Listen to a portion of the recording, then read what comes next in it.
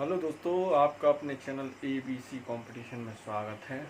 आज हम बात करेंगे प्रतिशत यानी परसेंटेज के सवाल के बारे में, क्योंकि ये आने वाले एग्ज़ाम की दृष्टि से अति महत्वपूर्ण क्वेश्चन है। और जो लोग हमारे वीडियो पर नए आए हैं वो अपना चैनल समझकर चैनल को सब्सक्राइब कर लें। इससे होगा क्या कि आने वाले जो भी वीडियो हैं वो आप तक रेगुलरली मिलते रहेंगे। और जो पास में बेल आइकॉन है उसे ऑल पर करके क्लिक कर लें, जिससे होगा क्या कि आपको जो भी वीडियो अपलोड किए जाते हैं वो आपके पास नोटिफिकेशन पहुंचते रहेंगे उनके, और जिससे आपका कोई वीडियो मिस नहीं होगा। तो देखते हैं, आज के हम कुछ इम्पोर्टेंट सवाल कराने जा रहे हैं जो कि वर्ग 3 के लिए बहुत इम्पोर्टेंट होंगे। पहला क्वेश्चन है कि प्रतिशत के सवालों में हम आपको कराने जा रहे हैं। जैसे प्रतिशत आप कर लेते होंगे कि सिंपली प्रतिशत निकालना है, जैसे कोई भी संख्या है। पहले कुछ सरल सवाल बता देता हूँ मैं आपको। जैसे आप निकाल रहे हैं कोई 35%, तो आप क्या लिखोगे इसे? 35/100। कैसा लिखोगे? 35/100% है, तो इसे काट लेंगे आप। दोनों संख्या एक ही से कटे तो 5 7 35, 5 दूनी 10 और 0 की 0 0। तो आपके पास ये कितना हो गया? 20%, 7/20%। तो इसका जो आंसर है 7/20 हो गया। जैसे कोई और संख्या ले लेते हैं हम, 40%। तो 40% का 40/100 हो जाएगा आपके पास। तो ये हो जाएगा आपका कितना? 0 से 0 कट जाएगी, 2 दूनी 2 कट जाएगी। तो ये कुछ इस तरह के आंसर आ जाएंगे आपके पास। देखिए अगले सवाल जो कि नेक्स्ट करा रहा हूँ मैं आपको।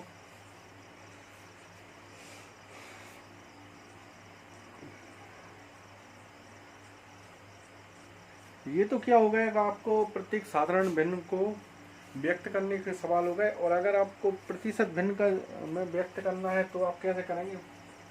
जैसे कोई संख्या जाती है, आपको दूसरी ट्रिक के सवाल बताते हैं आपको। जैसे आ जाती है आपके पास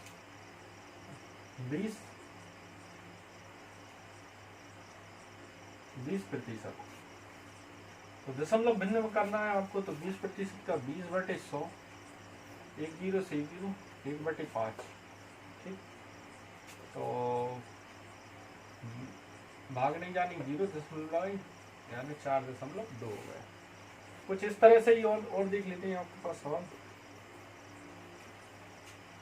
मान लो 60% है, तो 60/100, 1 0 से 1 0, द्वितीय 6, 2 पंजा 10, 3/5 को दशमलव में करेंगे, भागने यानी कि 0, 0 बढ़ाएंगे 0.6 आंसर हो जाएगा।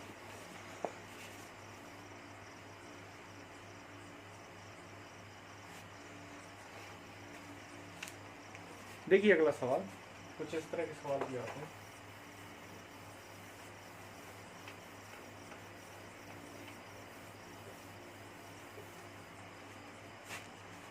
होता क्या है कि एग्जाम में कुछ सवाल सरल सवाल आ जाते हैं जो कि आपको करने में काफ़ी दिक्कत का सामना होता है। तो ये देखिए आप सवाल, 9/16 को दर प्रतिशत में बदलिए। 9/16 को आपको किस में बदलना है? दर प्रतिशत में बदलना है। तो आप भी कुछ इस तरह के सवाल आते हैं। 9/16 को दर प्रतिशत में बदलना है, तो 9/16 गुणा 100, ये तो कट नहीं रहा, ये 50 और ये हो जाएंगे आपके 8, 25, 4 है ना। तो इनका गुणा करेंगे तो 225/4। तो इनका जब गुणा करने के बाद आपको 4 पंजे 20, 25 होगा, 4 6 24, 1/4।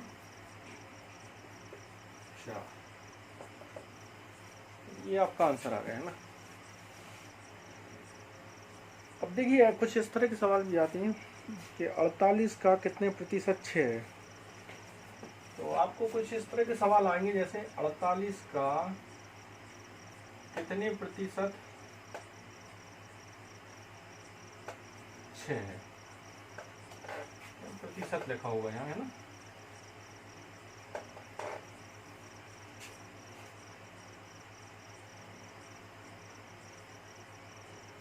तो यहाँ आप सीधा लिखेंगे 48 का मतलब गुणा कितने प्रतिशत 6।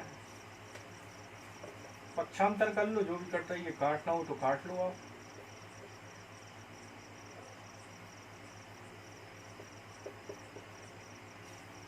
तो ये हो जाएगा आपका 12x/25 बराबर 6। x बराबर 25 गुणा 6/12, 6 दूनी 12। x बराबर 12.5% आपका आंसर हो जाएगा, है ना।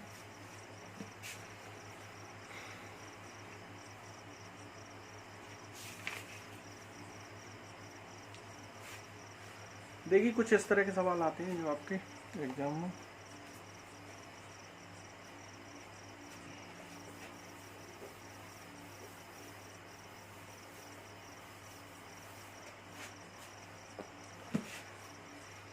प्रतिशत इम्पोर्टेंट चैप्टर है एग्जाम की दृष्टि से, क्योंकि एग्जाम में, हर एग्जाम में लगभग एक सवाल आने की प्रबल संभावना होती है, तो इसलिए इस चैप्टर को ध्यान से करें। अगला है 6 किलोग्राम का कितने प्रतिशत 12 ग्राम है। देखिए 6 किलोग्राम का कितने प्रतिशत 12 ग्राम है। ठीक, तो यहाँ आपको किलो में दिया हुआ है, वो सॉरी 3 भी लिख सकते हैं, 6 इसमें सवाल के साथ 3 लिखा होगा। 3 किलोग्राम का कितने प्रतिशत 12 ग्राम है ना।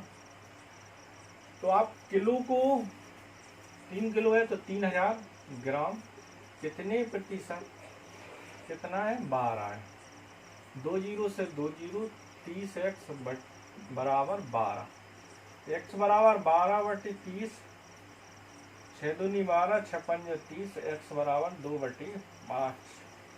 इसका जो आंसर है।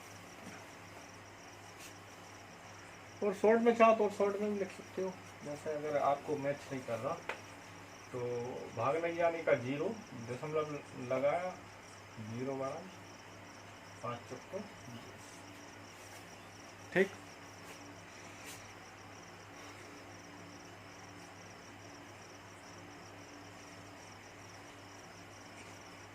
अगला देखिए 4:5।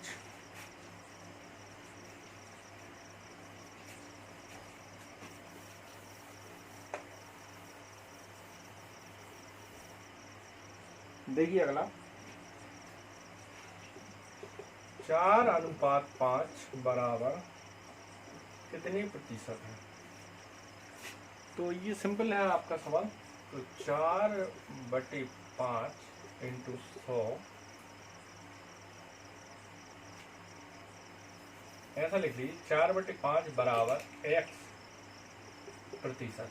ठीक, तो ये मैं जमा के बता देता हूँ, 5x कर लेंगे इसे, 4 गुणा 100, x बराबर करेंगे तो कितना हो जाएगा 4 गुणा 100/5, 5 दूनी 10, 20 यानी 80। x बराबर कितना हो गया आपका 80 प्रतिशत, है ना। अगला है 432 रुपए का 6.2/3 प्रतिशत कितना होगा। तो ये तो आप सिंपली ये सवाल है, आप कर भी लेते होंगे। तो 432 गुणा 6 18 और 2 20/3 प्रतिशत यानी 100। तो कैसे लिखेंगे आप, 432 गुणा 20/3, यहाँ बटे 1 करेंगे तो आपका क्या होगा 1/100 ही हो जाएगा, है ना। चाहो तो डायरेक्ट 300 भी लिख सकते हो। 1 जीरो से 1 जीरो चली जाएगी आपकी, 2 पंजा 10, 2 दूनी 4, 2 कम 2, 2 6 12, गुणा कर लेंगे 2 का और 216 का, 6 दूनी 12 की 2 हासिल 1, 2 और 1 3, 2 दूनी 4 और 5 और 3 15। तो ये हो जाएगा आपका 15 दूनी 30, 13 बचे 2,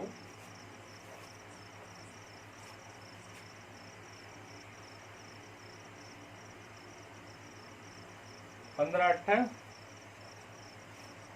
120। अब कितने बच्चे आपके पास? 12 दशमलव लगाए 0 बताई 15 8 120 यानी 28.8% आपका आंसर आ जाएगा, है ना। 80 भी लिख सकते हैं आप चाहो तो।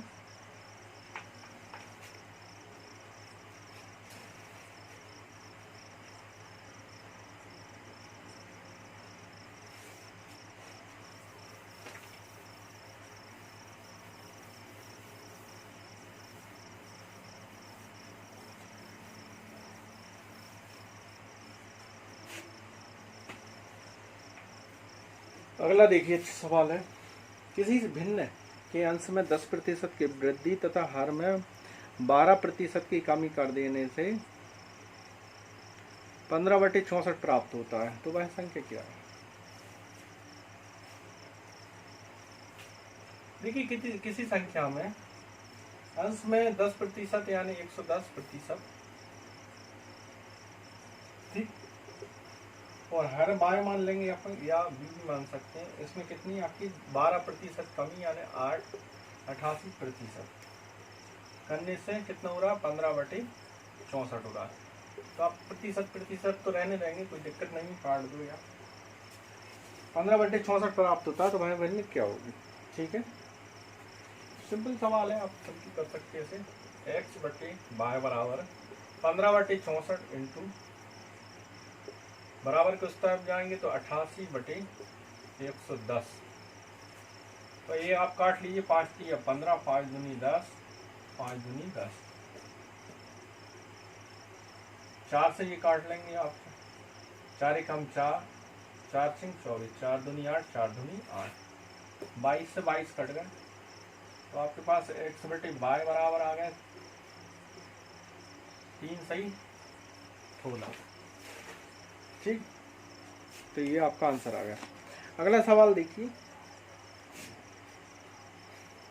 एक व्यक्ति अपनी मासिक आय में 12% बचत करता है। यदि उसका मासिक खर्च 19,360 हो तो उसकी मासिक आय क्या हो?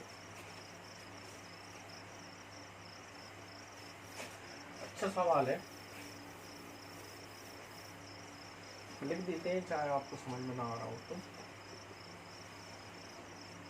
एक व्यक्ति अपनी मासिक आय का 12% बचत करता है। यदि उसका मासिक खर्च 19,360 रुपये हो तो उसकी मासिक आय कितनी है? ठीक है, अपन को क्या बताना है कि उसकी मासिक आय कितनी है। तो x इंटू 100 में से आप कितने प्रतिशत की बचत कर रहा है? 12%। तो 12 कम कर देंगे आप, तो आपके पास कितना हो जाएगा? 88% बराबर 19,360, ठीक। काट लें आप, 4 से काट लो, 4 दूनी 8, 4 दूनी 8, और ये हो गया आपके 25। तो x बराबर 19,360 इंटू 25/22, 11 से काटें, 11 दूनी 22, 11 एकम 11, 11 7 77, 6 बचे, 11 6 66, 0 की 0 0, 2 8 16, 2 8 16, 0 की 0 0, गुणा कर लेंगे, कितना आ रहा है आंसर? जीरो रहने दें। 25 अट्ठे 200 की जीरो हासिल 20, 200 और 20, 220 और एक जीरो। आपके पास कितना आंसर आ गया? 22,000 रुपये उसका आंसर आ गया है ना। मासिक आय कितनी होगी उसकी? 22,000। ठीक है।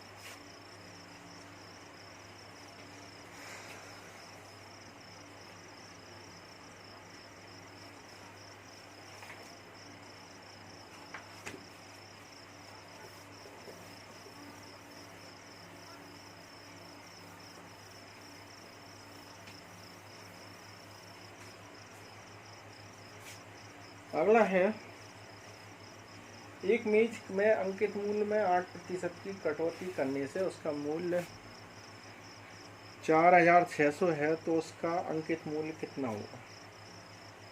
सेम सवाल है कि उसके अंकित मूल्य में 8% की कटौती, यानी अंकित मूल्य 100 है, 100 में 8% की कमी कर लेंगे तो 92 हो जाएगा ना। तो 8 घटाएंगे तो 100 में से 92 हो जाएगा। तो उसके कितना हो रहा है? उसका 4,600 रुपये उसका अंकित मूल्य 4,600। ठीक है। ये काट लेंगे 50, 25, ये हो गया आपके 23x/25 बराबर 4,600। तो x बराबर हो जाएगा 4,600 इंटू 25/23, 23 दूनी 46, डबल जीरो। तो x बराबर 25 दूनी 50। तो ये आपका आंसर कितना आ गया? 5,000 रुपये। ठीक है। आशा करता हूँ कि आपको समझ में आ रहे होंगे ये सवाल। देखिए अगला, देखिए कुछ इस तरह के सवाल आते हैं जो कि सरल सवाल हैं। यदि ए की ऊंचाई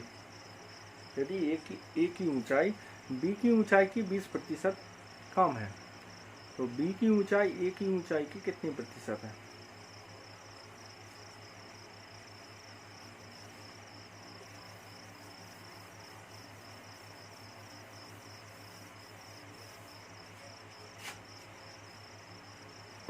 देखिए, यदि ए की ऊंचाई बी की ऊंचाई की 20% कम है, तो सिंपल है, आपको ए की ऊंचाई लिखना है और बी की ऊंचाई ए की ऊंचाई से कितनी प्रतिशत अधिक है। तो ए की ऊंचाई 20% कम है तो 80 हो गई ए की इंटू 100। काट लेंगे 2 चुक्को 8, 25% आपका आंसर आ जाएगा। इसी तरह का अगला देखिए, यदि चीनी के मूल्य में 20% वृद्धि हो जाए तो एक गृहिणी को अपनी खपत में कितने प्रतिशत की कमी करनी होगी। तो वृद्धि हो रही है तो सीधी बात है कि जब बढ़ रही है ये कमी थी, और अधिक जब होगा तो आपको क्या करना है? 20% यानी 20/120 हो जाएंगे, जहाँ 80 हो गए थे, इंटू 100। 6 को कर लेंगे, 6 कम 6, 6 36, 4/6, यानी ऐसे लिख सकते हैं 16 सही 2/3।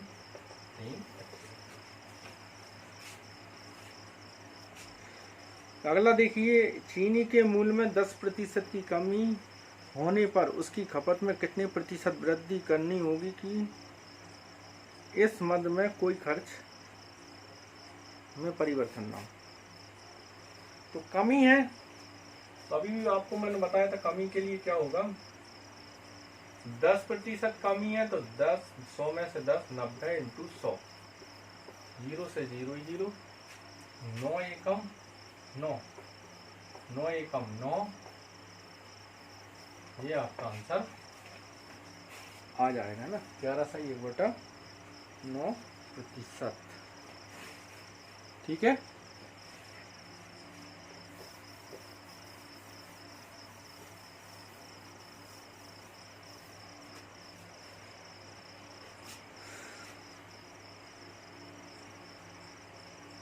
अगला देखिए सवाल, अच्छा सवाल है कि सनी को एक परीक्षा में उत्तीर्ण होने के लिए 36% अंक प्राप्त करने थे, ठीक है, और उसने 24% अंक प्राप्त किए तथा 9 अंकों से अनुत्तीर्ण हो गए। तो आपको ये सवाल सिंपल सवाल है कि उसने कितने प्रतिशत ये प्राप्त किए, 36%, ठीक है, ऐसा लिख लेते हैं। उसने 24% अंक प्राप्त किए, तो x इंटू 24%,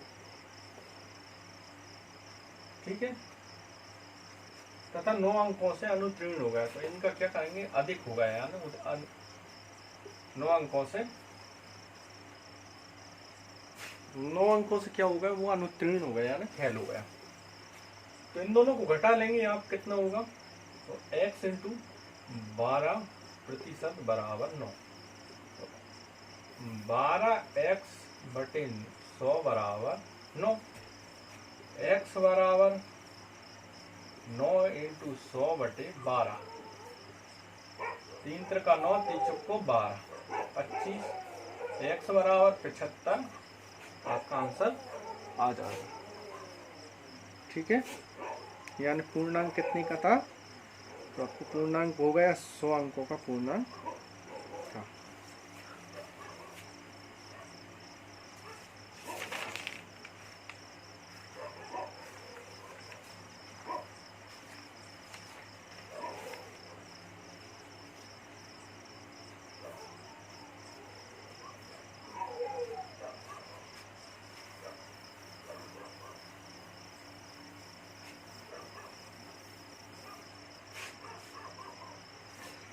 अगला सवाल देखिए, एक परीक्षा में एक छात्र 30 अंक तथा वह 45 अंक से अनुत्तीर्ण हो गया। उसने 30% अंक प्राप्त किए और वह कितने अंकों से अनुत्तीर्ण हो गया, 45। जब अनुत्तीर्ण होगा तो आपको जोड़ना है और उत्तीर्ण होगा तो आपको घटाना है। तथा दूसरे छात्र 42 अंक लिए जो कि उत्तीर्ण होने के लिए आवश्यक न्यूनतम अंकों से 45 अंक अधिक थे। तो पूर्णांक तथा अनुत्तीर्ण होने के लिए न्यूनतम अंकों को याद कीजिए, ठीक है। तो आपको क्या करना है, यहाँ x का 42% से न्यूनतम से कितने अधिक थे, 43 अंक अधिक थे, है ना। तो आपको ये क्या करना है, उसका पूर्णांक तथा उत्तीर्ण होने के लिए न्यूनतम अंक याद करना है। तो क्या करेंगे, यहाँ पर x में से प्रतिशत आप घटा दीजिए, तो ये आपका कितना आ गया, 12% है ना, और ये इस तरफ आएंगे तो कितने हो गए, 90। तो x बराबर कितना हो जाएगा आपका, 90 इंटू 100 बराबर बटे 12, 3 त्रिका 9, 3 चौको 12, 25, ये हो गए आपके x बराबर 750, ठीक है। अच्छा, इसके लिए आपको क्या निकालना थी, उत्तीर्ण होने के लिए न्यूनतम अंक भी निकालना थी। तो न्यूनतम अंक उत्तीर्ण होने के लिए ऐसे है ना, तो 750 इंटू 30/100, 0 से 0, 0 से 0 गुणा करेंगे तो 225, आपका आंसर आ गया।